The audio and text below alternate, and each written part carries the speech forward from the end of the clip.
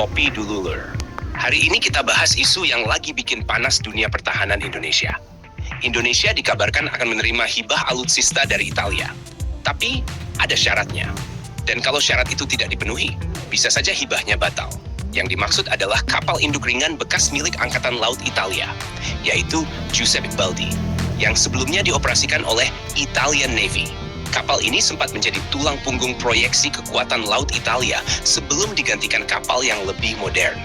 Sekarang pertanyaannya, kenapa Italia mau menghibahkan kapal sebesar itu ke Indonesia? Pertama, faktor regenerasi armada. Italia sudah mengoperasikan kapal yang lebih baru dan modern. Kedua, hubungan pertahanan Indonesia-Italia memang sedang menguat. Kita sudah memesan kapal PPA dari galangan Fincantieri dan kerjasama industri pertahanan makin erat. Tapi Lur, hibah dalam dunia militer itu tidak pernah benar-benar gratis tanpa konsekuensi. Syarat pertama biasanya terkait end-user agreement. Artinya, kapal tersebut tidak boleh dipindah tangankan, dijual lagi, atau digunakan di luar kesepakatan tanpa izin Italia. Kalau Indonesia melanggar klausul ini, secara hukum internasional bisa berujung pembatalan kerjasama. Syarat kedua adalah retrofit dan modernisasi. Kapal seperti Giuseppe Garibaldi bukan kapal baru. Sistem radar, sensor, combat management system, hingga mesin dan kelistrikan pasti perlu penyesuaian. Biaya ini tidak kecil, bisa ratusan juta dolar jika ingin benar-benar optimal. Kalau Indonesia tidak sanggup atau tidak menyetujui skema modernisasi yang ditetapkan, maka proses hibah bisa dihentikan sebelum benar-benar diserah terimakan penuh. Syarat ketiga biasanya soal dukungan logistik jangka panjang. Suku cadang, pelatihan awak, integrasi sistem senjata, bahkan kemungkinan integrasi drone atau pesawat tertentu. Semua itu bisa saja mengikat Indonesia untuk tetap bekerja sama dengan industri pertahanan Italia dalam jangka panjang. Ini yang sering disebut sebagai strategic dependency. Platform hibahnya gratis, tapi ekosistemnya berbayar dan berkelanjutan. Lalu bagaimana dengan aspek politik? Presiden Indonesia saat ini, Prabowo Subianto, memang dikenal aktif memperkuat diplomasi pertahanan.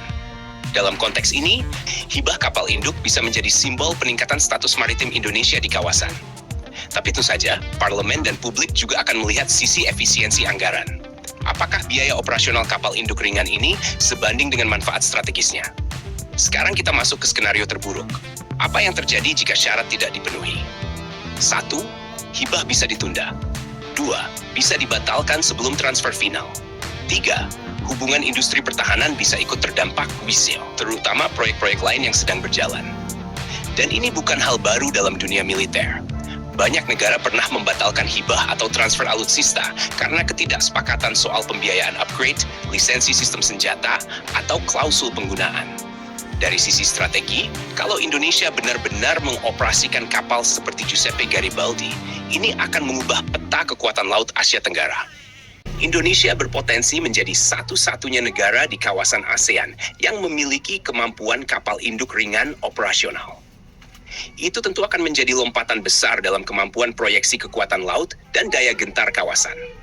Namun kalau skenario itu batal, bukan berarti pertahanan laut kita runtuh.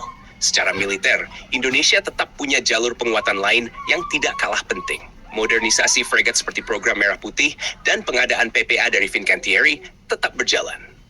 Kapal patroli lepas pantai terus diperkuat untuk menjaga ZII.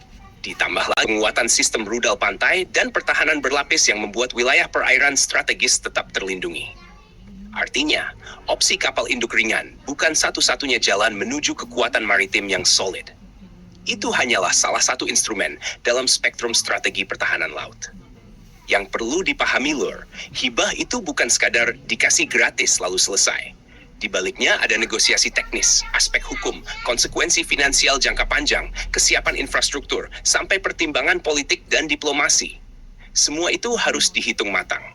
Kalau seluruh syarat terpenuhi, Indonesia bisa mendapatkan lompatan kemampuan proyeksi kekuatan laut yang signifikan. Tapi kalau tidak, kemungkinan batal selalu ada dalam dinamika strategis seperti ini. Sekarang pertanyaannya buat kalian. Menurut kalian lebih strategis lanjut dan penuhi semua syaratnya demi lonjakan kemampuan besar?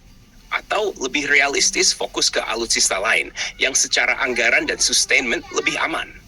Tulis pendapat kalian di kolom komentar. Dan jangan lupa subscribe, like, dan komen di bawah sambil ngopi.